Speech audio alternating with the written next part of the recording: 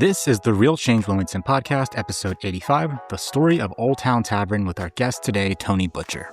There's been times where I've been in there, and it might be a Thursday, it might be a Friday or a Saturday, where I'm just sitting there maybe watching a game with some people I know, and customers are in there, bartender in there. It's like the music's right, the vibe's right, a good number of people in there. It's just this great vibe, and I would just sit there and go, this is why I opened the bar.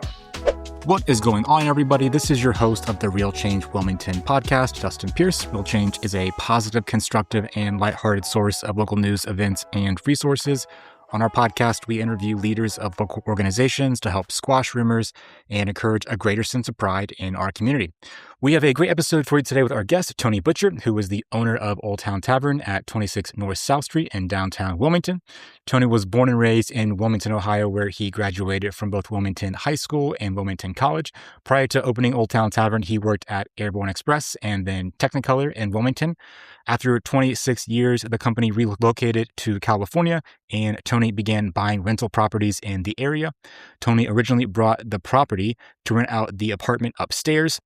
Then, when the business below the apartment found another location, Tony thought to himself that if he's ever going to open a bar, that now is the time. So Old Town Tavern was born, and today they serve beer, wine, and signature local cocktails like the Old Drunken Quaker and WHS Hurricane. I had a great time talking with Tony. He's just a really friendly guy. So without further ado, let's bring him in and get this podcast started. Tony Butcher, Welcome to the podcast. Thank you very much. You are the owner of Old Town Tavern on North South Street. Yes. Right across from us here, 2 doors down. 2 doors down. So before we get into Old Town and the history and the future, let's just kick things off by getting to know you. So talk to us about your upbringing and career journey. All right. Upbringing, I was born and raised in Wilmington, one of 10 kids, and I'm right in the middle. I'm number 5. Went to Wilmington High School, did all the stuff around here that everybody else did, sledding at Smith Place and playing sports out the park and things like that. So I decided to go to Wilmington College after I graduated Wilmington High School, majored in business and marketing and management. When I graduated from Wilmington College, I decided to go on and get my master's at Xavier University. Well, at that time, I commuted from home instead of going to school down there, and I really kind of needed a job. So I applied and was working the nighttime sort of Airborne Express. So I worked in the sort center at Airborne I graduated high school in 84, graduated college in 88, and graduated from Xavier in 1990.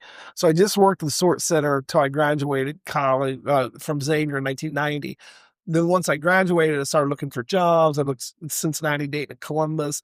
But at the time, Airborne was really growing. So I took a job with Airborne in the sort center.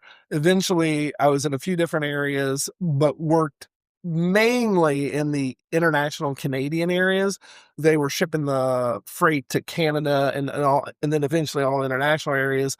And I ran the group that basically packed and had to check all the paperwork, the customs docs and all that to make sure all the paperwork was good before it went to Canada. So I did that for a few years. Then eventually I started getting tired of working nights. And this was before Airborne became DHL, and it was just working nights, and it was kind of getting old, and like in the winter, it's cold out there. And so I decided to just start looking for a job. And I was fortunate, again, started looking in the area. I want to say in the area, and I ended up working at Technicolor in Wilmington. They moved here in 93, and in 95, I got a job there. So before the podcast, you were explaining what Technicolor does, and it was fascinating. So can you tell us again, what is Technicolor and what did you do there? Yeah, at the time, I had a few various jobs there, but what we did at Technicolor is we distributed the 35 millimeter films that went to theaters. So we had 2 labs, one in Montreal and one in Hollywood, California. But we had 2 facilities that did the distribution. So the studios, like say Disney, would make a movie. They print it out on 35 millimeter reels. They would ship it to us in Wilmington or Ontario, California. And we would put them in cans and ship them to all the theaters. And we did all the theaters in the U.S. out of these 2 distribution centers. And Technicolor is basically here because of Airborne Express. They use their A lot of people think of Airborne as air system, but we actually use their ground system more than the air system. Like probably 75 to 80% of our shipments went ground, but it went 2-day ground out of here. And we could reach like 80% of the United States in a day shipping ground. So we did that. We also did film rejuvenation there. I worked in various jobs there. I started out in the warehouse and worked in logistics, which was all the deliveries, worked in inventory. I was responsible for the client side. We called it print control, but it's basically client relations because each studio had an account manager, an assistant account manager that basically made sure all the bookings are there. So if we were going to ship to 2,000 theaters, we got to make sure we have all 2,000 and each one of them are getting a movie. So there's more client relations. So I know that for a while. And eventually in 2010, I was running the facility. Do you have any fun stories interacting with the like Disney or Sony or some of the theaters around the country?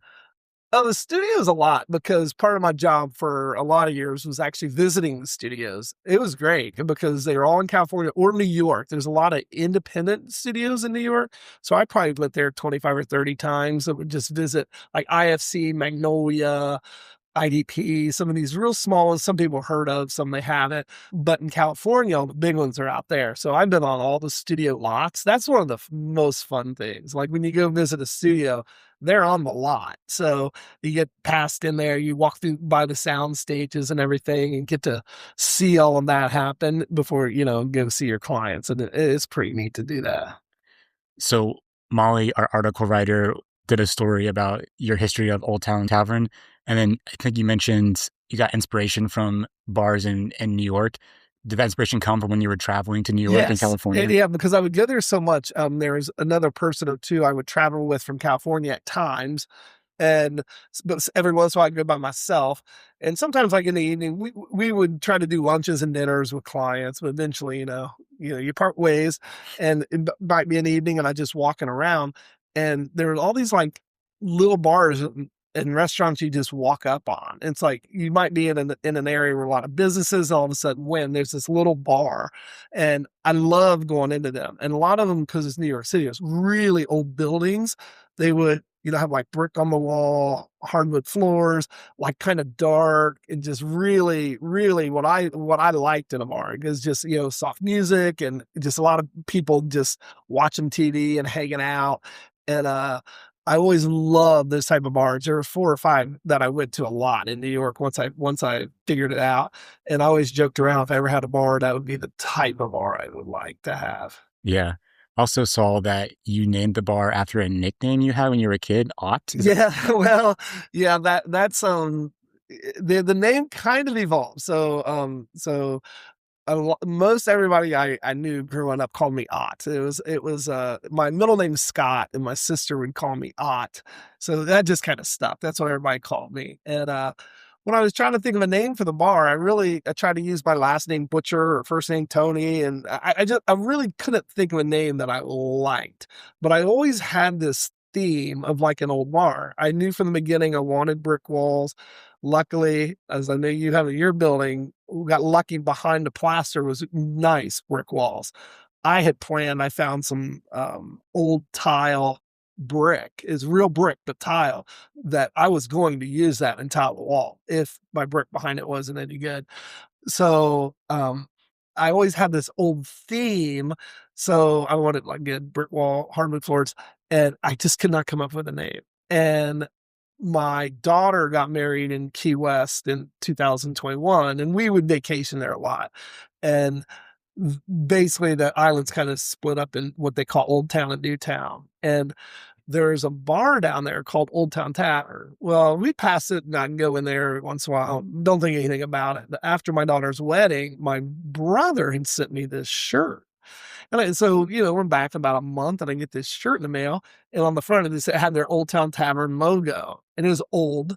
And, but on the back, it said something like, I can't remember exactly what it said, but something like, let's meet at Ott's or something like that, Old Town Tavern. And the second I read that, I said, Old Town Tavern, Ott. And I said, this meets the theme of my bar and like everything. And so it just came together. So it wasn't like I took my name and tried to figure it out. it kind of was reversed. I heard the name and said, "Oh, that fits," and with the theme. So Hmm. it was actually got kind of lucky on the name because I started looking for permits and everything like that before I even had a name. Mm, I couldn't quite figure out a name, but started on it. So that's awesome. One of my favorite bars in Columbus is called Old Town Tavern. It's in like the south part of Columbus, but they have the best chicken barbecue sliders ever. And it's like a very divey bar. oh yeah, But so yeah, love the name. and it's OLE because Mm, OLD was taken a lot, like Instagram and Facebook and stuff like that was all taken. So I just spelled it OLE, and that's why I spelled like that, so I could get Facebook and Instagram. smart. Yeah, That's smart for branding yeah. purposes. So going back a little bit, you grew up here in Wilmington. How did you meet your wife? We met in Wilmington. We have two stories on that. I said we met at a Lincoln Street bar here in Wilmington. It was across from the drive-in, and it closed. I don't know when it closed in the early '90s, sometime or mid '90s, probably maybe late. And she says we met at church because we were in the same church, in the Catholic Church, and I didn't remember meeting her at church, but so that's kind of the stories we have there. We got married in 1990. Have a daughter, Hannah, who she was born in 91, and son Nick, he was born 94. So those are two kids, and Hannah is married with identical twin daughters who'll be 2 in May. So they keep us busy. Very cool. Are they local still? They're in Fairfax in Cincinnati. Nick's local. He's local. Yeah, he works for a company doing proposal writing called Gainwell, and he could do it from home. So Mm. he was down in Cincinnati for a while and moved back home and works from home and loves it. What are some of your guys' hobbies? Oh, really a lot of sports. We go to a lot of sports, watch a lot of sports. My daughter and I, because she graduated from Xavier, so we have Xavier season basketball tickets. We go to a lot of Reds games and watch a lot of Bengals games. We don't really go to a lot of those games, but a lot of those. Baseball is a big one for us. In March, my wife and I are going to the World Baseball Classic down in Miami. It's a tournament they have every 3 or 4 years, and my brother, who used to work for the Reds, he's working for the Nicaraguan national team, and he's going to be down there. So we're going to go down there and watch a few games with him. And yeah, so we like baseball. So did you grow up playing sports and your wife grew up playing sports? Yeah. I played mostly baseball. Like we played backyard everything because in your neighborhood back then, we added up once just on our city block, we had like 50 kids. 50 kids. And so we would always play football, baseball, basketball. But at the time, like I was really small up until about my junior year in high school. I entered high school like 5'11", and but I always had baseball, and then I grew my junior year. But like I said, we played any and everything, whatever season it was. That's what we were playing, and I played high school baseball, but that was it. Hmm. And I didn't play college. I wasn't good enough to play college, but and then once became an adult, played a lot of softball leagues around here. You guys host a lot of sports parties at the Old Town, right? Yeah, we try. Like one thing I've said to people is that I think we're a good place to come and watch sports, but not be technically called a sports bar, because there is a little bit of a difference. Like we have the sound up for big games, like, the Super Bowl, maybe Reds opening day or like the World Series or something. We'll put the sound on all the games instead of like on the radio. But if there's a game you want to watch, like say any night of the week, a basketball game right now, because basketball is big right now, we'll have the game on. You could just come up and watch it. Yeah.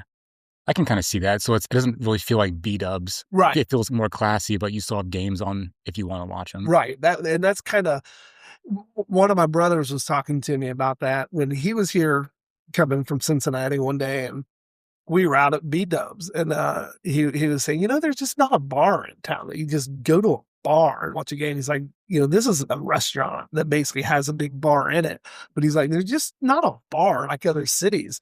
And that I joked to him then, like, yeah, when I open mine, there will be, and just, I would say that for 10 or 15 years, and just never really like, am I going to do this or not? But eventually I did. So.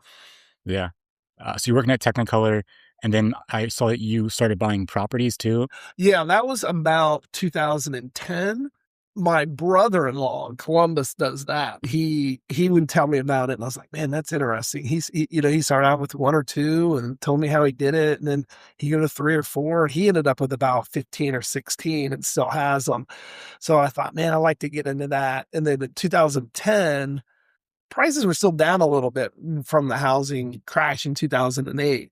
So I bought this little house, and my first renter was my other brother. He was like, I don't live in that. So I did that, and then it worked out well. In a couple of years, I bought another one, and then just another one, and another one, and just started growing. I would just always kind of look for good deals on ones. Like I like smaller houses that when things go wrong, there's not as much to take care of. I mean, there's a lot of big houses in Wilmington, and if you buy one of those and say you need a new roof or a new furnace or new electric ran or something like that, and I mean, that's expensive.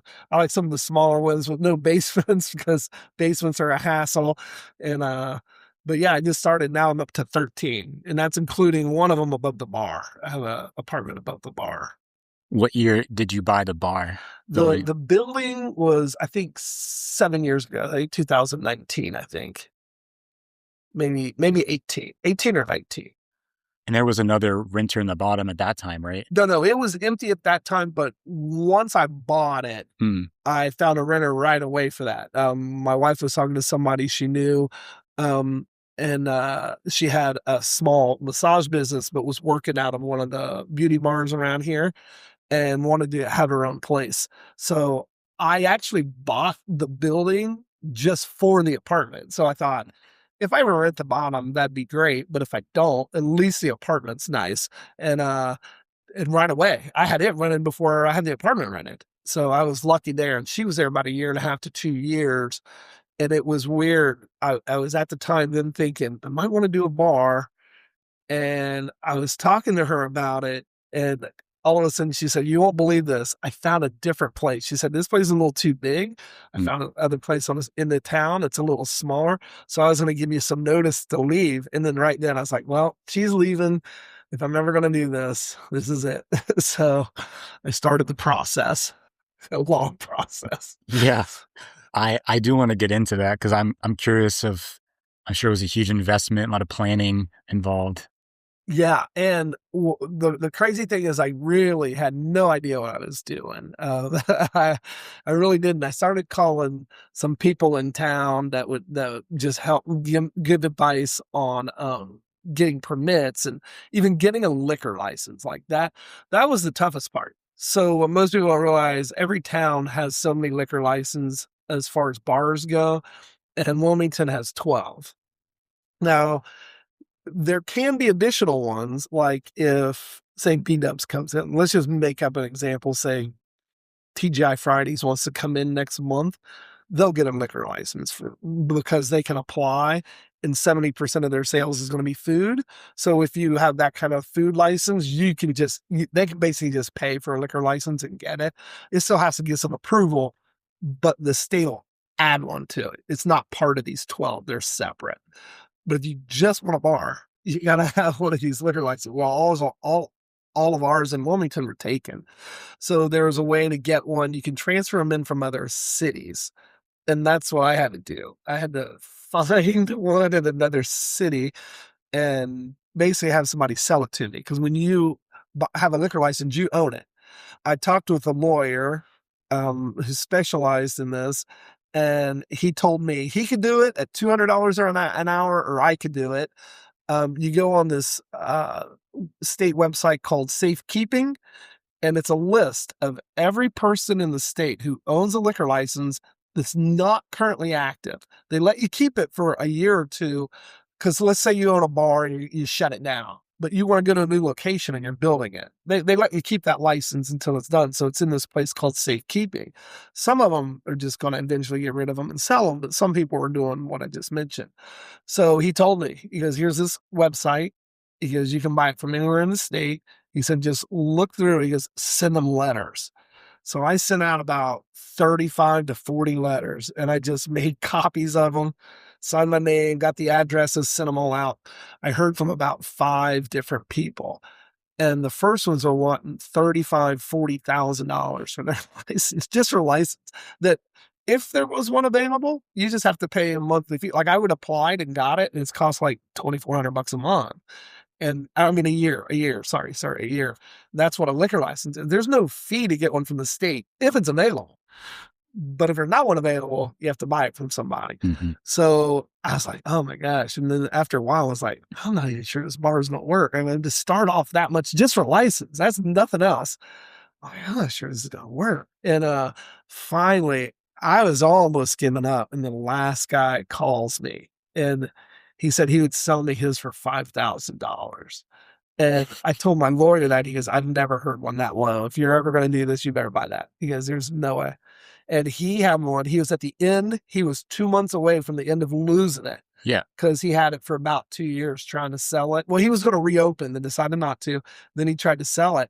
And I hooked up with him. So if he would have lost it, would it just gone back to the state for free?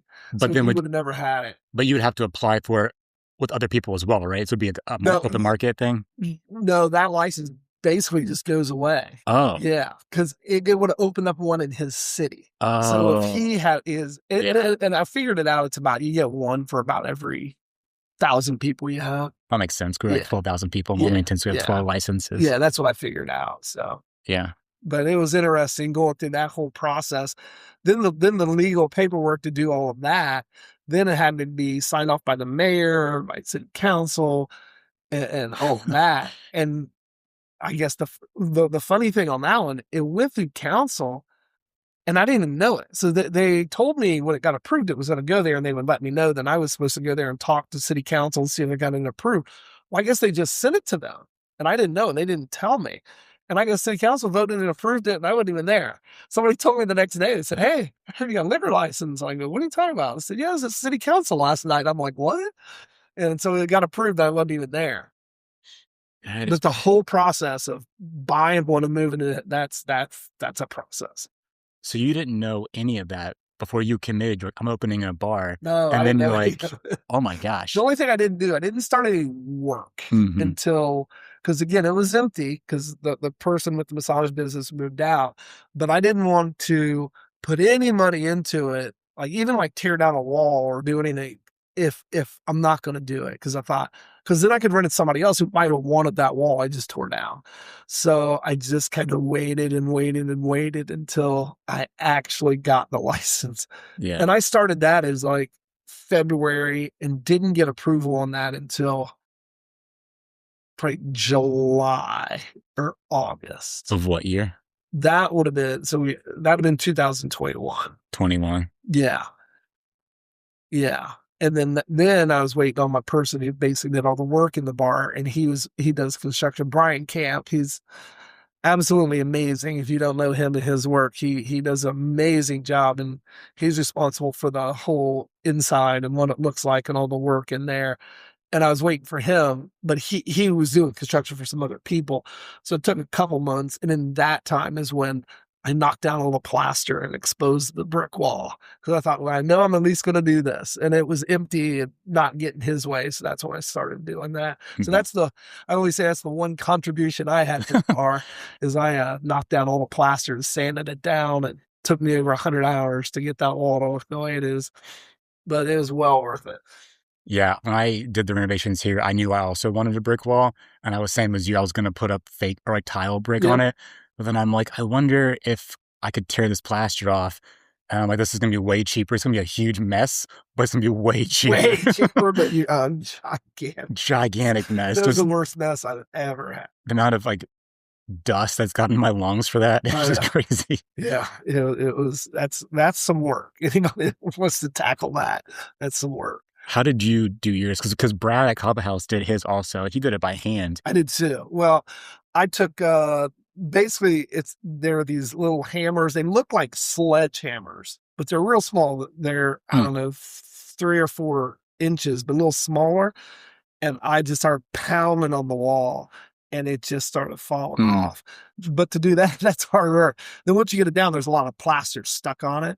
Then I took a big drill with a handle on it, and you can buy these adapters that like a wire brush. Yeah. And just kind of basically sanded every brick in that place. Yeah. That's what I did too. Yeah. It takes a long time. Yeah. It's a lot of work. Yeah, but it looks great though. Yeah. It's And definitely that's worth. one thing I would love to do at some point. I know my apartment above has the Mm, same walls. I know they do. yeah. And then I'd like to do that someday because that would really make that place look great. But I'm like, oh, Yeah. I think of all the work it took, and I'm like, oh, I'm not sure I'm ready for that yet. I would do that to my upstairs also, but I don't want all the dust everywhere else. Like, even if I open the windows, I don't want all the dust on the outside of the building. It would just be a giant I don't mess. know, for people who don't realize, when I was at the front of the building sanding these down, there was so much dust, I couldn't see the wall. Like, it's halfway in my building. Yeah. I couldn't see the wall. Yeah. There's so much dust. And I did have an N95 mask, and I tell you, those worked. When I took those off, my mask on the outside was black, but underneath, it was just totally fine and white. And, I never coughed. I never really got any in my lungs because I use this mask. But it was. Hmm. I want to go back a little bit. One question that we always ask guests is, what's a defining moment of your life that's helped make you who you are or shape your values and personality? Oh my goodness. What a moment. Well, I mean, it Uh, could be, I don't know. um, I don't think it's a moment, but I think just growing up, in a family with so many kids, and I was the little kid, so you're one of those, you're always kind of negotiating with people, and, like, I guess maybe always trying to keep the peace, and I always found that way at work. Like, I would see both sides of issues, and I've always been that way. I always look at it like if somebody's complaining about something, especially when you're managing people, they would say, "Oh, this is what's happening," and you're like, "Okay, I know there's another story for this guy," and you really have to look at both things open mindedly, and I think I got that growing up just naturally. I joked to somebody once and said, yeah, like if my mom and dad would say, hey, all the little kids got to go to bed and the big kids get to stay and watch more TV. I'm like, I'm a big kid. And it was like, all the little kids going to go get ice cream. I'm like, I'm a little kid, always negotiating that, kind of being in the middle. And I think I'm just that way in life, like looking at both sides of a lot of issues. I always say that. It's like, when people complain about stuff, I'm like, yeah, but what about the other side? Like, That's good. I think about that in politics. That's why I really don't like politics. And I really would say it. I mean, most people say it, but I don't think they are. But I'm really kind of in the middle because I see the, I hate to use this word, I see the hypocrisy on both sides. I just really do. I mean, stuff one side complains about, the other side complains about them, but they're doing the same thing. And so I'm always like, yeah, you're doing that, but I also know you did this. And it's like, I don't know. But I think, and I don't know where, maybe I got that from just, like I said, growing up in a big family and trying to negotiate through all of that. Yeah, I can see that. I feel like I kind of have a little bit of that having divorced parents, you trying to like Oh, mitigate between yeah. situations, Yeah. kind of part of your personality, just growing up that way. What was your family like in Wilmington? Your mom and dad, did they work in the community? My dad worked at the Air Force Base when I was out here before Airborne. So when it was the Clinton County Air Force Base, he worked out here. And my mom pretty much with 10 kids stayed at home. She That was did more than a full time. That was like a full time job that's plus a very part time job. that's more than full time. She would do odd job like sell Tupperware and like that kind of stuff. And there were other companies that like would sell toys and stuff too, like that. Kind of like Tupperware, you'd have a party and they Hmm. would show toys and stuff, and then people could buy for their kids for Christmas. And instead of like going to a mall or stuff like that, she did that kind of stuff. But my dad worked at the Air Force Base. Then when it shut down, a lot of the people who worked here, they all got transferred to Rickenbacker in Columbus. He got transferred, but decided to stay. So he and there's probably 15 to 20 of them probably would drive back and forth from Wilmington to Rickenbacker every day. So he was in a carpool with 4 or 5 people, and they just took turns driving every day, going to Rickenbacker. And then eventually he retired from there and joined the reserves and was at Wright Pat. So those last few years before he retired, he was at Wright Pat. Is Rickenbacker, is that a Air Force base? Yeah, yeah. Okay. So Wilmington had, or Ohio had, I think the Blue Ash, they had that. They had Clinton County and Rickenbacker. And when they shut down Clinton County, a lot of them went to Rickenbacker. I think I was assuming you were saying that the John Glenn, which is like or not the residential. No, not the airport. Yeah. And Where's Rickenbacker at? It's on the west side, and it's still there. Yeah. In fact, one of my friends flew out of there. I think it's Allegiant or one of those small airlines. They fly out of there. Okay. Yeah. So it's still there. Interesting. Because I asked them that. I didn't even know Rickenbacker's still there. I was like, yeah. Very cool. So you opened Old Town in 2022. 22. Yeah. So I started in 21 doing everything. Like I said, my daughter got married in January and then started in February to like get the license and do all of that. Then we actually started construction. Like I think Brian started is probably pretty much middle to end of October. And I was hoping for like February open, but again, you run into stuff and it just takes way longer than you think. Yeah. I was hoping for a 2/22/22 opening, but that didn't work out. And part of that was getting inspections from the state. We were probably done about that time in February, but it took us that long to get the state's final approval and inspections from city and everything to get it all done. Mm-hmm. Yeah, because that took a little while. More than I anticipated, again, because I didn't really know about it. Yeah. What are your hours at the bar? So on Monday through Thursday, we're 5 to 11. And then Friday and Saturday, we're 4 to 1 a.m. And then Sundays, we're 6 p.m. to 11. But on Sundays during football, we open usually earlier for Bengals games. We get good crowds for Bengals games, and we carry in food, and it's just a good crowd, and it's a lot of fun. And like I said, we have the sound on for all the games, so people come and gather and watch it all. So it's a lot of fun. But like now, because Bengals are over, we're back to 6 to 11 on Sundays. We just don't. The one thing I wish we could do is get a little bit more people on Sundays and Mondays. We had to get a special license for Sunday, but a lot of restaurants and bars around are closed on Sunday and Mondays. And so when I first opened, I had a lot of people say, oh my gosh, you're going to clean up. There's so many places closed. You're going to be the only place. After a while, I figured, no, it's not that I'm getting all these people. It's now I know why people are closed on Sunday and Monday, because people don't go out as much on Sunday and Monday. It's just, That makes sense. Seems like but we do well enough for staying open. It's just those 2 days would be nice to have a little bit more business. Yeah.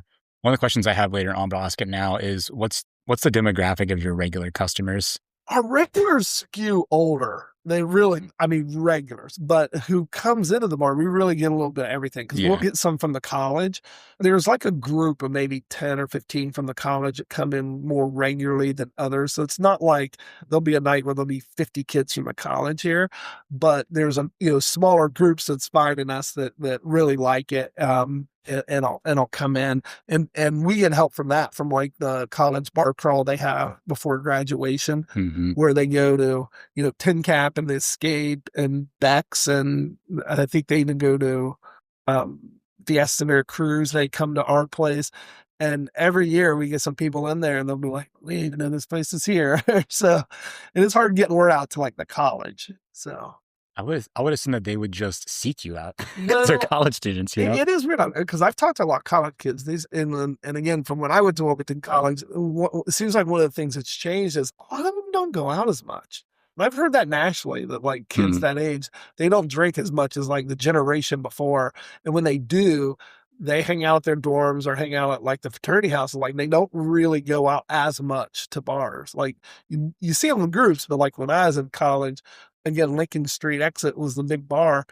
They had, I think, every single solitary Wednesday night was a college night, and it was packed every Wednesday night. Like there's nothing like that now, just because part of it, I don't think they go out as much as like we did back then. Didn't Corey Cockrell, the college president, join the bar crawl last year? I think I saw her post on social media. Oh, she was there. Yeah, that's so awesome. Yeah. Supporting the community, her students. When are you the most busy then? Oh, Fridays and Saturdays for sure, and especially later on Fridays and Saturdays. And we're busy. We did really well on nights where the Murphy has shows, depending upon the show. Some of the musical acts they have, like I remember the which one was it? The Eagles act. They had ELO, they had a few of those type of acts. Like we get a good crowd before and after those shows, which is really nice. So piggybacking off that question, what do you think it would take for Wilmington? What kind of change would it take to get more traffic into like local restaurants and bars? Well, I think we're doing a good job. Maybe just do more like events. We do really good on events, like the wine walk. Rock the Block in the Rock the Block series, because they have those, a few weeks before actual Rock the Block. Even like the bar crawl, we among ourselves, the bar owners, we do a few bar crawls ourselves. Like we had one at Christmas, we did one in the summer. Like those events, it seems like when you have an event and name an event, we get more people downtown. Yeah. And I think the more of those that we can do, the better. But really, it's beneficial for any business that comes down or any restaurant that opens. Like I think we all feed off each other. And I think the more events we have, the more people, hopefully from out of town, will, discover Wilmington. I know I talked to Jason Bond, who owns Tin Cap. We talk about that. And he talks about it a lot, trying to get people from, just Hillsborough, Washington Courthouse, place like that, that when they come here, like for an event, they'll say, oh, it's not just this bar, it's this bar and this restaurant. And, maybe this is a place, even when there's not an event, to just come and hang out with our friends at these bars or restaurants and just come to Wilmington for a night. And I think, we do a good job of that, I think. And then just if we could do more of that, it'd be wonderful. Yeah, I agree. I think people want to peruse, they want to go to a bar, but also go to a shop too. And they want to just make a night of it, Yeah, yeah. I want to go back a little bit to talk about the building itself. Oh, okay. So my question is, how did you buy the building and finance the renovations and all that stuff? I think it's fascinating. Like, how does that happen? Like, how do you do that? Well, to buy it, again, I've always just been looking for rentals. And my wife was one who saw this online. And at the time, they were wanting so much money for it. And she's like, you should buy that building downtown. It has a nice apartment. And I was like, it's still a little high. I said, for what they want, I go, that would be a cool building. So I kind of forgot about it, and it went off the market, I think. So I don't know if they sold it or just took it off the market, but like 6 months later, it's back on the market for a little bit less. And so I think my wife contacted the person first because she knew him and said, I might be interested. And I talked to him and said, I might be interested, but I'd only pay this much. Because again, I'm only thinking about the rental above. And I thought, I'd pay this much for a rental in case I do nothing downstairs. And he was moving out of town, and he's like, he goes, I think I'll take that. So, I bought it, just went through everything like I did with any of my other rentals. And then on financing of the bar, and this is another thing I did before I did it. I started writing down everything I thought I need and estimate how much it was going to cost. I mean, because that's a big thing you get into. If you don't do that, you're not really sure what everything's going to cost. I mean, like I had to get a new HVAC, a new furnace and air. For the upstairs or for the downstairs? For the downstairs. And for the bar. And then like all new equipment. I could have got used equipment, but I'm doing a new bar and I'm like, I don't want to do all that and have a headache in a year or two and have the equipment start breaking down. So I bought all new equipment. I had to work with some people locally to figure out what ones I needed, even like designing behind the bar. It's like, how's everything laid out and what do I need? Matt Perky was the one I talked to him because, he was working at General Denver at the time. Yeah. And he came over one day and I was getting the bar like set up, but I'm like, exactly what, I had an idea. I said, I was going to put this here, this here, this here. I said, is that enough stuff behind here? Do I need anything else? And like, he gave me some suggestions. And I would just have people like that give me suggestions on what I need, which helped the layout behind the bar. So then I knew what I needed. So then I kind of did a budget on that. And then I financed a lot of it through, I have a home equity line. I did a lot through that. I had some cash, so I did some through that. So just kind of a balance of both. So did you have the bar built before you even knew like where stuff was going to be laid out at?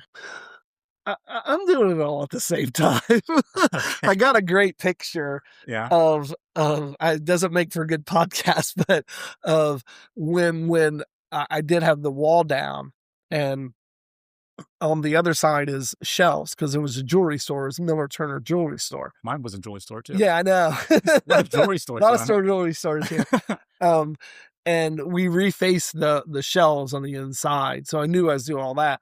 Well, those shelves that are there are the jewelry store shelves? Yeah. Oh, wow. Well, we refaced them. The spots where they are on the wall, like they're there. And my idea was to like sand them all down and redo, but found out they had been replaced. Sometimes it was like just kind of plywood and that they had painted. So we took it all out and put oak in there and stained it because we wanted would look.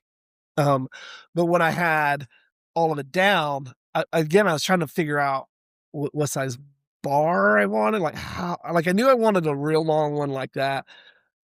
I took cardboard boxes and built the bar. I did that same thing. Yeah, I did. I did. I built the My bar. employees thought I was crazy. Oh no, no, because my big thing was because I only have 12 feet. Because you got to feel it. You got to be in there and feel how it's going to be. Yeah, yeah. It's not just paper. You got to like feel how it's going to feel. I had 12 feet, and I needed space behind the bar for bartenders.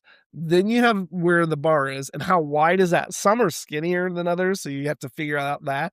Then where they're going to sit. Then is there enough room to get behind it? Because I knew I wasn't going to have room for a table behind, but I had the idea of a drink rail because we just have that rail with stools by it. There's stools underneath.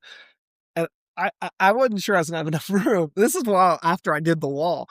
So I took these cardboard boxes and basically built a bar. And I'm like, and then after I did it, walked around, I'm like, yeah, there's enough space. This should work.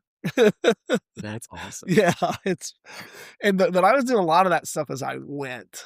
Yeah. That's crazy.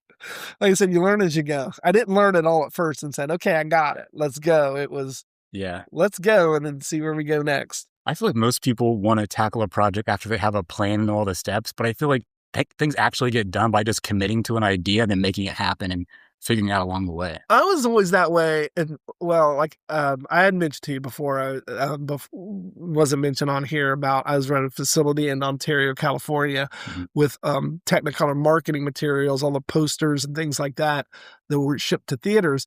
And we shut that warehouse down. So we had 6 months to shut it down. And I was responsible for that. So I was flying back and forth and helping do that and had people out there helping. And my boss at the time, after a while, he's like, do you have like a list of everything you got to get done? And I'm like, I got it in my head. I know what needs to be done. He goes, but you don't have like, you need this done, this done, this done in order. And I go, yeah, I got all that. It's just kind of in my head. I go, you need me to write it down for you? And he's like, I just want to make sure everything is done. And I was just like, it'll get done. As a boss, I can understand why he would want that. I do too. I do too. Yeah. So how did you decide which service or what products to serve? Did you know like Ham's going to serve beer, wine, and cocktails? Yeah, I did know that's what I wanted to do.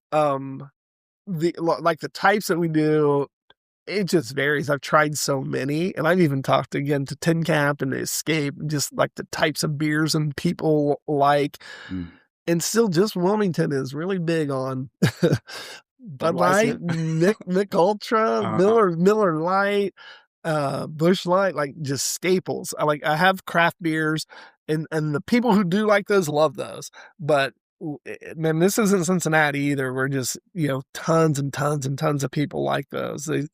We have some that do, and I've tried so many that they'll sit there for months and we'll sell a couple here and there, so then it's not worth carrying anymore.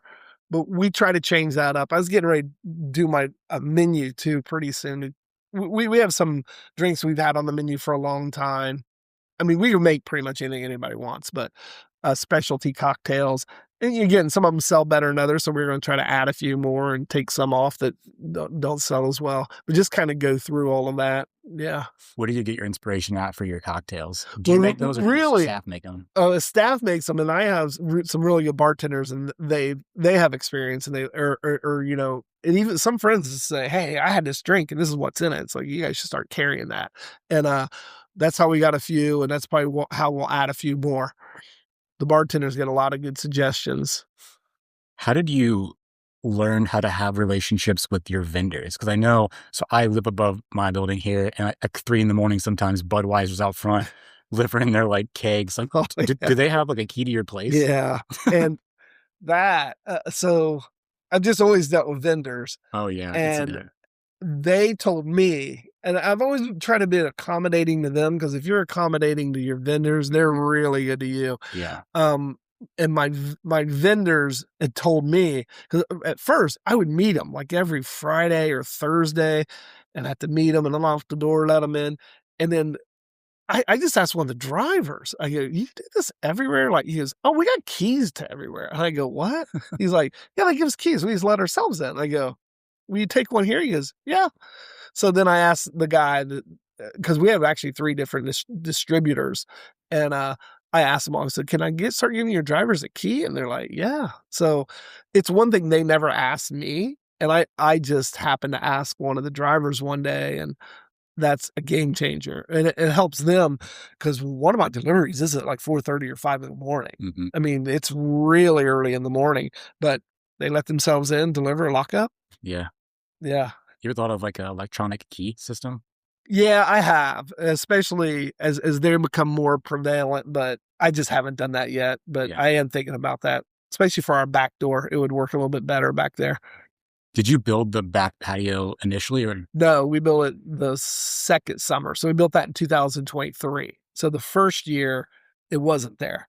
And then we started that about, well, it was hot. So I would say June or July, we were building that patio. Did you have someone build that for you, or did you build it? Brian again. Well, I helped. That's when I helped, but again, without him, it wouldn't be done. It wouldn't be done right without him. No, he's excellent. So the one thing we couldn't believe, because it was just a parking spot. It's just gravel that went all the way to my back door, just gravel. In fact, I have to make sure I didn't hit my air conditioning unit, and I would just park there every day. And then had the ideas like, I think I could fit a patio in here. So again, we kind of designed it. And the thing we didn't realize was the slope. We thought it went from the door down to where we were going to do it. It was probably like 6 inches. I mean, it was like Oh, wow. 2.5 feet.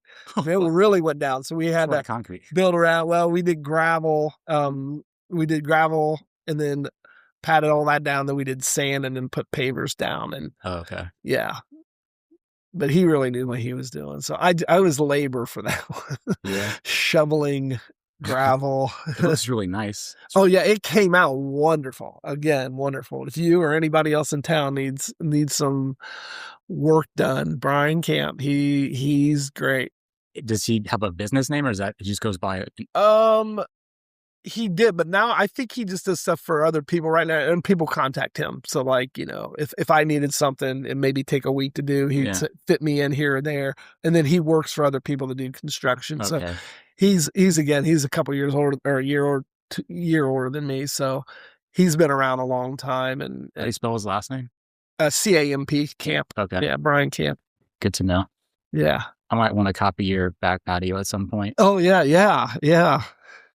One question that I had is, do you view Old Town as more of a hobby, or is it an actually profitable business for you? Oh, it's profitable, but also kind of a hobby. Okay. Because so when I left Technicolor, again, eventually my division was dissolved. I knew that like a year ahead of time. And so I was officially done with Technicolor in May of 2021. So at that time, what I was going to do is open the bar. And as soon as it opened, I was going to start looking for another job, try to do something from home, because that was the big thing, with COVID, that a lot of people could get jobs from home. So I was going to look into that. And then after a few months, I'm like, this is working out all right. Not having to do that, and like at least not have to report to somebody. And so the bar was doing well enough. And I got to the point with a lot of my rentals. I'd never taken a penny out of any of my rentals up to that time, because what I would do is I got more and more rentals. I would start paying off some of the rentals. So then I have some rentals paid off. So I have more monthly income on the rentals. So between that and the bar, it's pretty much what I live off now. So again, I thought it was going to be more of a hobby, but yeah, it's still a little bit. Yeah. I mean, we're making money, so. Are any of your rentals Airbnbs? No, I was thinking about doing that above the bar, and That'd be cool. That'd be really cool. I know, and I was actually thinking soon, but I'm not yet. I'm not yet. We'll tell your tenant up there right now. It's a nice space. Yeah. But to make it how I want it to look, to do really well with an Airbnb, I have to do some work. And I think I need to rearrange like where the kitchen is. And that's a little bit of work. And again, I'd like to knock down the plaster and expose the wall just like at the bar, and then put hardwood floors. Unbelievably, there's hardwood floors there, but there are so many spots where the guy that lived there, he tried, they had like, those industrial tiles, like you just see in like a hospital, like those squares. They glued them down. Oh, classic. So he tried to get them up, and he would just take chunks of wood with it. Oh, no. And he just couldn't get them up. He tried everything he could. So he just put plywood down, and If you did the floors, would that cause you issues with the bar because it's the ceiling? No, because believe it or not, the bar, I have 11-foot ceilings. They used to be 15. Like when that building was open, but it looks like it's probably in the 20s or 30s, maybe the 40s. They lowered the ceiling some. So I have a 4-foot gap between my ceiling in the bar and the floor of the apartment. A lot of plumbing rooms in there, but that's also a big buffer. The people in the apartment have said they never hear anything in the bar. Is it a drop ceiling or is it a It's plaster. plaster ceiling? Okay. Yeah, so I mean they dropped it, but somehow did it. It's Right. plaster. Yeah. Oh man, so there's plaster ceilings above us too, and some of the spots like cracked and like fell down. Oh. So just be careful that plaster. Ours are great right now. Okay. Right now. That's why I always worry about leaks with the plumbing running through there, but never had any. So what would you offer as like a warning, or what advice would you give to someone wanting to start a bar? Don't do it. No, just be prepared that it's going to take a long time. And there's a lot of regulations you got to know. And again, I didn't know any of those. And again, I'm just kind of learning them as I go. I was thinking, I want to do this. And the state's like, no, you can't do that. and that it just takes a long time. That especially if it's just a bar, you got to find a license somewhere. And then if, you want Sunday sales, you have to get that on a ballot. So local ballot, right? Local ballot. The city has to approve that. They just don't give you a Sunday license just because you get a license. So I would just say it's going to take you longer than you think. Yeah. That's the biggest advice. None of it's hard. Yeah. It's just time consuming. Yeah. And trying to figure it all out. Would you have done it if you knew all the challenges? Or do you think that not knowing any of that helped you, like, I'm just going to do it? That's a good question. You know what I'm saying? It definitely helped me because I didn't know. Because, you don't know. It's like, you're just going to start. And go, oh, okay, I need this. And then a week later, I need this. Okay, I need this. And I need this. But if you told me at the beginning, here's all the stuff you're going to run into. Yeah. If you told me everything, I might not have. Because I'd have been like, again, it's a small bar. I don't know even how it's going to do. Or am I going to spend too much building it? Am I even going to make any money? And then if you told me I had to do all of this stuff and I'm going to run into all these problems, I might have said, I don't know if I'm going to do that. Yeah. So it might have been better to not know it all. Yeah. Ignorance is bliss. Yes. How many staff members do you have? Like 6 right now. A lot of them work other jobs. All of them work other jobs technically, and they just work a day here or there. Some of them work more, but they seem to really like it and love the customers. That's the big thing. They really like customers. The customers we have a great group that comes in. Yeah, we have a pretty friendly staff. Yeah. Oh, I like them all. Yeah, they're great, and I get a lot of compliments on our staff. We really do. Whenever, we get a new person, they'll be like, you picked another good one. Like this person's really good and that person's really good. And, we have some people from the beginning or from the near beginning and everybody still, really likes them and gets along with them. And one thing that you guys do that's unique is some of your customers have their own mugs behind the counter. Yeah. When did that start? So I had seen some things where people have mugs and stuff at bars and like they'll pay a certain amount and they'll keep a mug there for like a year and maybe a discount or something. So I thought I'd like to do that. That's a good idea. So instead of just mugs, I had like glasses. So it's a regular pint glass.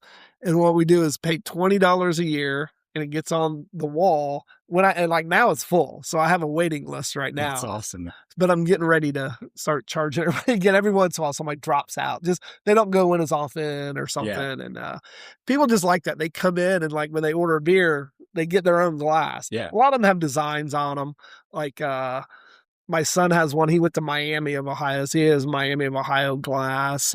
Another guy is big fans of Kentucky. So he has a Kentucky glass and like kind of defines who you are. Like I have mine, I used to have a Xavier glass, but I changed. I mentioned going to Key West. We go there a lot. One of my favorite bars here is the Green Parrot. So I have a Green Parrot glass on mine.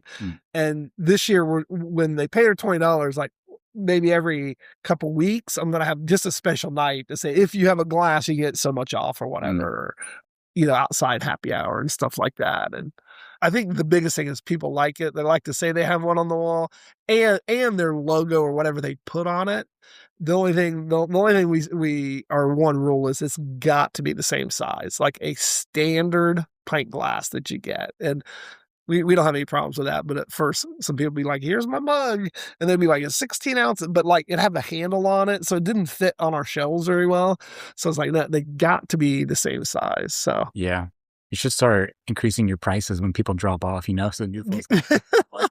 somebody joked, he goes, "You really have people pay $20 to have a glass up there?" It's only a year though. It's Yeah. nothing. It's like $1 a month. Yeah. But I also said, and I don't do this, but I said, "Oh, I make them pay $10 to be on the waiting list." But I don't do that. But I joked to somebody that, yeah, And you're cash only, or no, you're card only. card only. When did that start? From the beginning? From the beginning. So again, all this was happening near COVID, and I did a lot of research on everything I did. So even like buying equipment, things like that, I'm doing research on everything. So I was looking up some stuff on like credit card fees and things like that. Well, I just ran across this article how, it says something like, "Oh, cash is going away," and like just most places during COVID went cashless. They didn't want to touch money, so they just said, we're not doing it.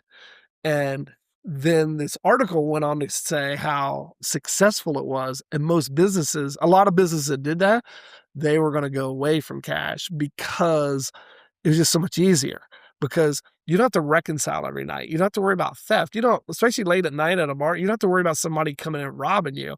But even every day, no matter what our sales are for the day, we have to reconcile at the end of the night. Then I got to take it to a bank every day or every couple days. And so I thought it'd be so much more convenient without having cash. And because I read this article, and you do see it's going that way. You can't go to Kings a Island. baseball game, Kings Island. You can't go on an airplane. And there's tons of restaurants that's gone to it.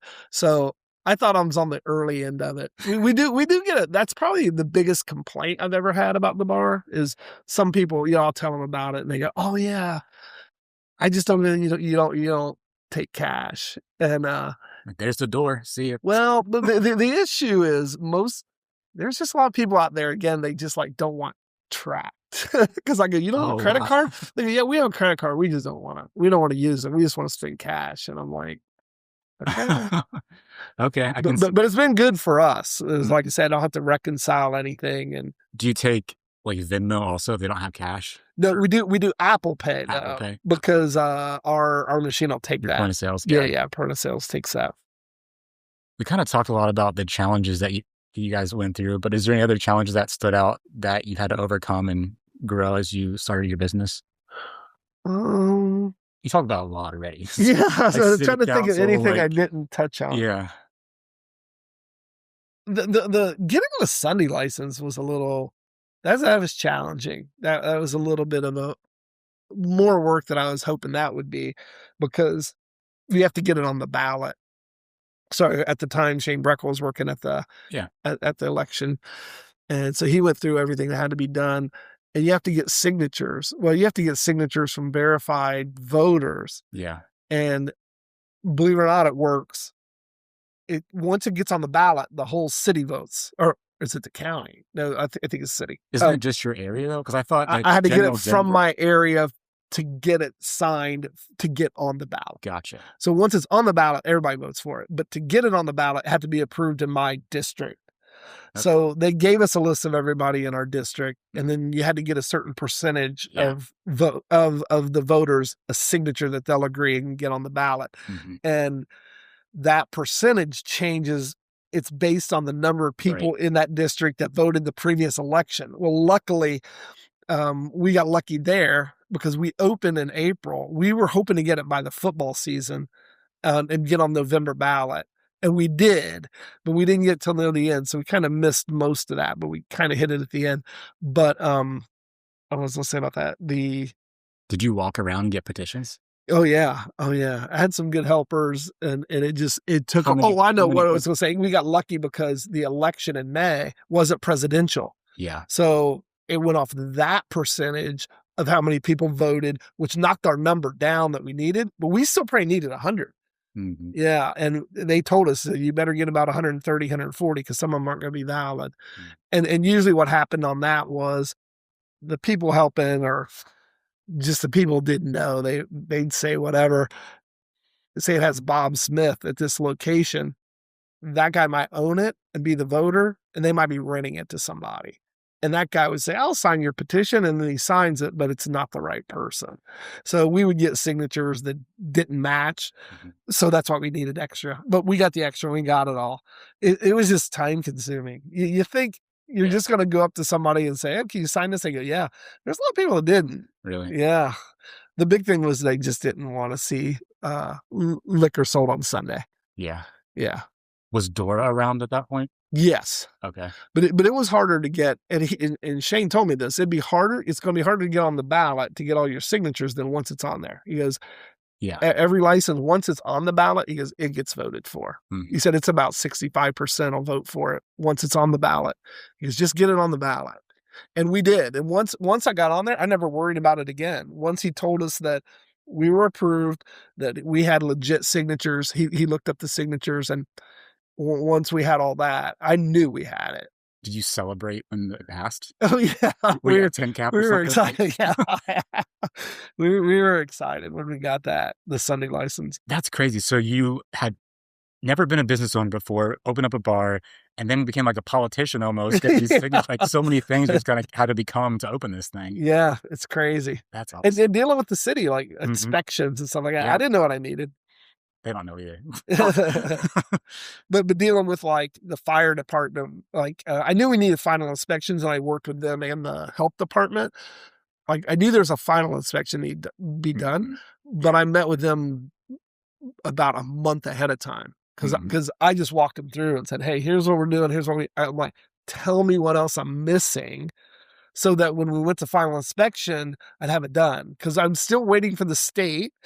And I'm waiting for them to sign off. So I'm waiting for everything. So I thought once we get these final inspections, I want to make sure we pass. So I don't want to, on that day, find out I'm missing something. So I tried to do that a month ahead. And that really helped me because there were especially two things with the fire department that I didn't have. So I got them done before. And the health department, too, gave me some good suggestions so that when they came in, we passed the inspection because I had met with them before. Yeah. Our local health department and fire department were helpful for us too when we opened. Oh, they're really good. But did you work with when Wilmington had a building inspector? Yes. Okay. Yes. I had to work with Warren County. Oh, I heard that's an issue. Yeah. I was we lucky. Our own building inspector. Yes. For anybody listening, I know somebody running through that right now and having an issue with Greene County. Is it Greene County? It's Warren. Warren County. Yeah. It's so many delays. They do things right. It's just that like, they have their own county and cities to deal with. We need our own here in Clinton County, Wilmington, you know? And I thought it was kind of a pain to go through that because you have to wait because they're busy. Yeah. And, of course, you want something done right away. I know they're busy. Again, going back to, I understand what they're doing. Yeah. They're busy. But again, what I didn't know there, some of the inspection, they would come in and say, hey, you got to change this or change that. But they were good to work with. And when the person I know locally is doing that now has to go through Warren County, it's like, oh, that'd be terrible. Yeah. That'd be terrible. Because I thought it was kind of a pain just to deal with him here. But I look back, it's like, oh, it's great compared to what he's going through. It was wonderful. Yeah, definitely. You got lucky there. Yeah. So 2 kind of final questions. What's one of the most maybe proudest stories that you have since opening? Obviously, you're a bar, but you serve people in the community. Is there like a story that stood out that like, I'm proud that I opened this and that this person was able to enjoy this or that? Yeah, I think that, so just every once in a while, I'll be in there, like, I can't be in there every day. That is one thing. People are like, I came in there and you weren't there. It's like, well, I can't sit in the bar every day. And I don't. But there's been times where I've been in there and it might be a Thursday, it might be a Friday or a Saturday where I'm just sitting there maybe watching a game with some people I know, and customers are in there, bartender in there. It's like the music's right, the vibe's right, a good number of people in there. It's just this great vibe. And I would just sit there and go, this is why I opened the bar. Like, that time. Yeah. Cause sometimes the crowds get loud and, it's like, oh, this is a crazy night. But there's just times like that. I just sit there and go, oh yeah, this is it. This is the vibe I want. And this is the type of crowd I want. And this is what I envisioned when I was sitting in New York at these bars. Yeah. It kind of takes on a life of its own. And you're proud that that you had a part of, you owned it obviously, but you made it. Yeah. But it's like, it has its own life to it. Yeah. I'm proud of that. Yeah. And really designing and doing everything too. That's the one thing when I go through pictures and show people how to start from the beginning. Like I said, I really had no experience and then had to figure out what I was doing. But like in my head, I was laying stuff out in this bar too of what it would look like. And again, I go back to Brian. That's where he was so helpful because I would just like, we were on the same vibe on about everything. Like I would say, hey, I want you to do this. And he's like, okay, gotcha.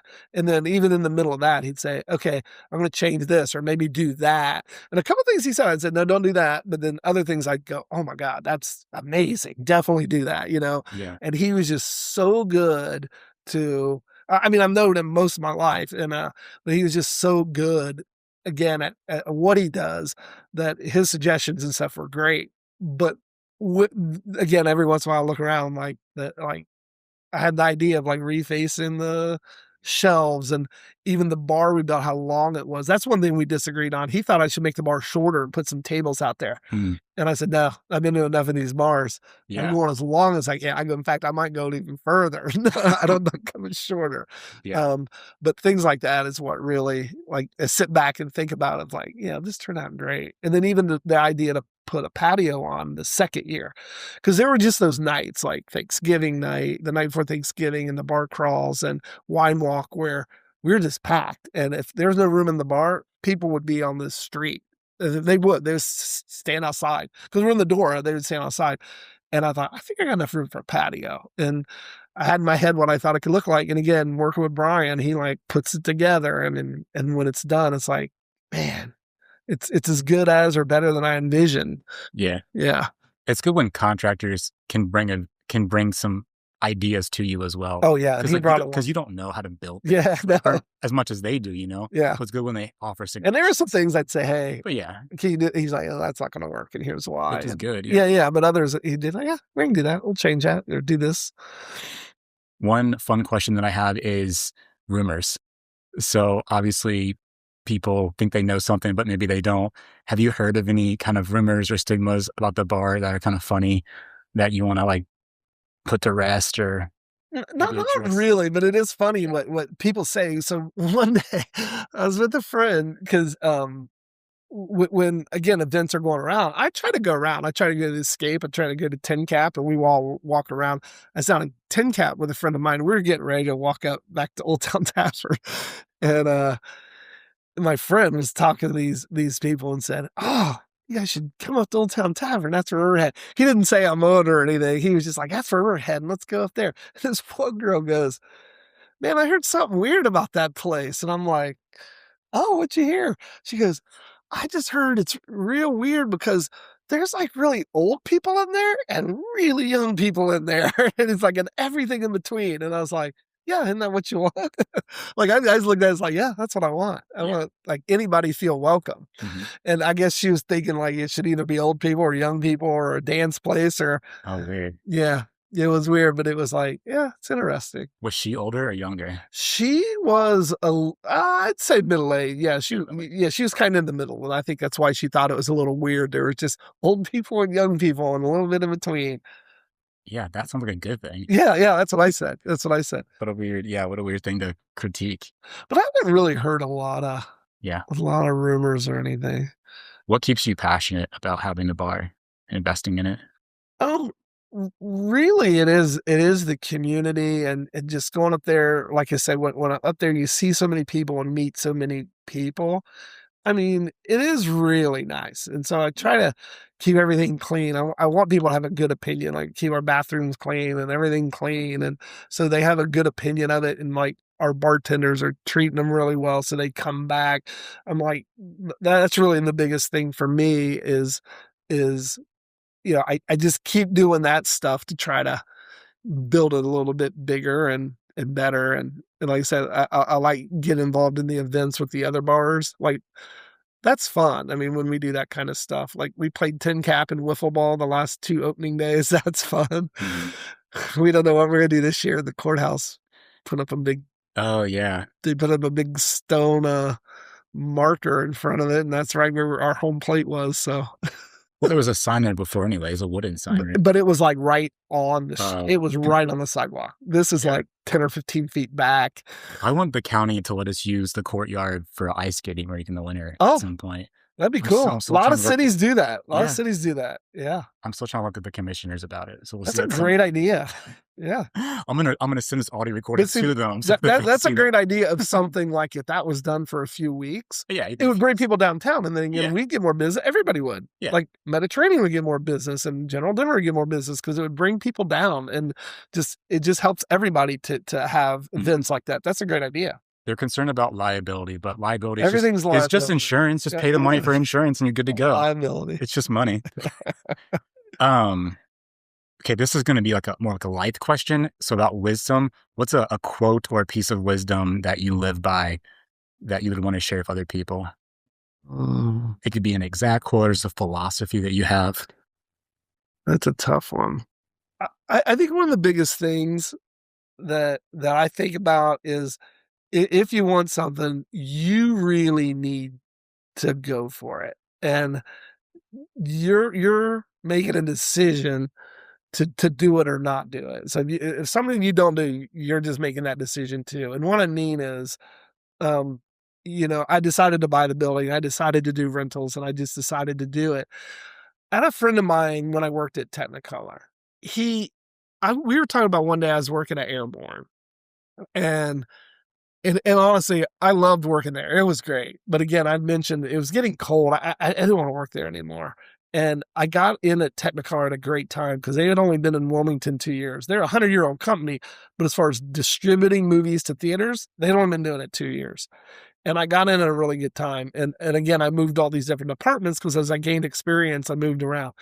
And one day I said to him, I said, oh, I got so lucky that I left Technicolor or left Airborne when I did and got on at Technicolor.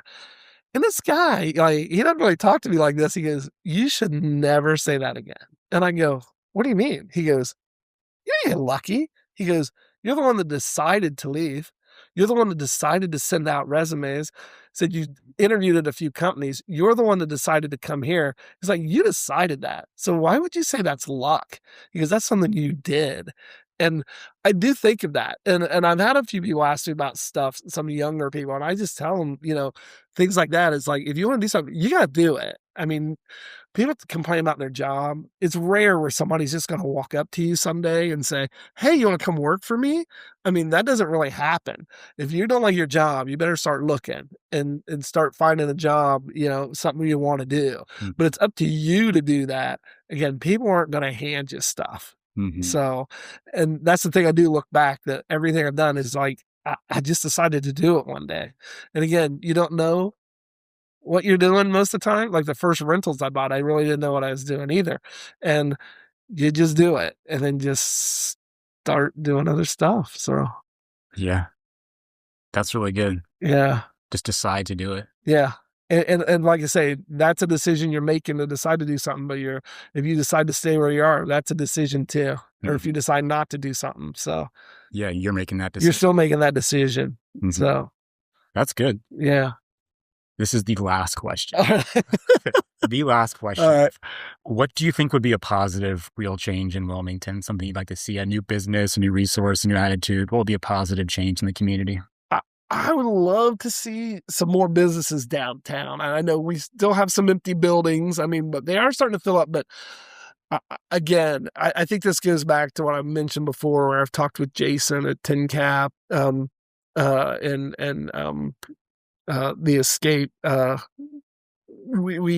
more that happens downtown, the more it's better for everybody. It just is. Every business is better.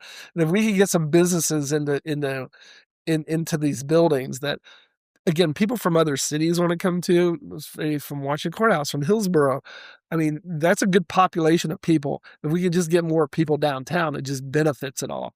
So I don't know if that's like one specific change, but it would be great if that happened. And again, some other events, like you mentioned, ice skating, any kind of ideas like that people have that we can implement would be great. I mean, I'm not the best at ideas on stuff like that, but I know that's the type of stuff that we need. Yeah. I know what type we need. I just don't maybe have the best examples of it all. Yeah, we partnered with a few groups in town over the summer in July to do a pirate scavenger hunt downtown. Oh, And we had like 100 kids walking around downtown, going into businesses, and it's like, we need more events. We need events for adults. We need events for families and kids. Like, the more people we can get downtown with events, they'll go into businesses. Yeah. We need those events. And that's a good one. The family events. That's a good thing. Like you said, again, the ice skating, it's good because it brings families down. So it brings more people down. And again, maybe they want to go out to eat and then maybe stop by people that maybe they're younger and they don't have kids, and they maybe instead of going out to eat, they want to go to a bar. And there's plenty of places to stop, but it just gets more people downtown. And the bigger the event like that, I think the more interest there is from out of town. Yeah. And I do think the Murphy does a really good job with a lot of their shows. I know they try hard to get a lot of shows and try to get people in here. And like I said, we benefit from those nights. I'm sure the other bars and restaurants do too. Yeah. I mean, they have to on some of those nights. They really do a good job. I like that we have a variety of bars and restaurants downtown. So your bar is very different than the Escape and Take. Oh, very. We all talk about that. someone could go to each bar in the same night because they're all different experiences. Yeah. It's great. The funny day was the day Travis at the Escape and Jason and I, we all met at the State store, all picking up our stuff. And we talked for probably a half hour just standing there talking about everything like that. But we are three totally different bars. I mean, different establishments, I guess. Yeah. Yeah. Anything else you want to add before we jump off the podcast? No, I just appreciate you having me on, and hopefully this went well for you guys. I don't know. I haven't done one of these, so. It went great. I mean, it was great. I think people are going to love hearing about it. So how can people best connect with you if they want to learn more? Facebook, they can call the bar too. I mean, it's on all of our, like if you just Google the bar, it has our number on there. And anybody could email me directly if they wanted to too. It's just TonyButcher2021@gmail.com. So anybody can email me, but yeah. You're open 7 days a week. Yep. Hours vary each day. Yep. Very cool. Yeah. Well, thanks for being on our podcast, and thanks for what you do in our community. No problem. I appreciate it. Thanks. Well, that's it for our podcast today. I hope you enjoyed our interview with Tony Butcher, owner of Old Town Tavern on South Street in downtown Wilmington. If you have more questions or ideas for him, please feel free to reach out directly. If he'll talk to us dorks, he'll certainly talk to you as well, because after all, we are a community of empowered individuals. If you want to get in touch with Real Change Wilmington and share your story, you can contact us on our website at realchangewilmington.com. Visit our Facebook and Instagram pages, or grab a free copy of our local newspaper at Kroger, Sam's Meats, and Fiesta Veracruz. We also currently send our newspaper direct mail free to over 2,500 Wilmington residents every month. So if you want to help us cover our printing costs and advertise your local business event or a job posting, email us at advertise@realchangewilmington.com. With that, I'm your host, Dustin Pierce. Keep it real, Wilmington.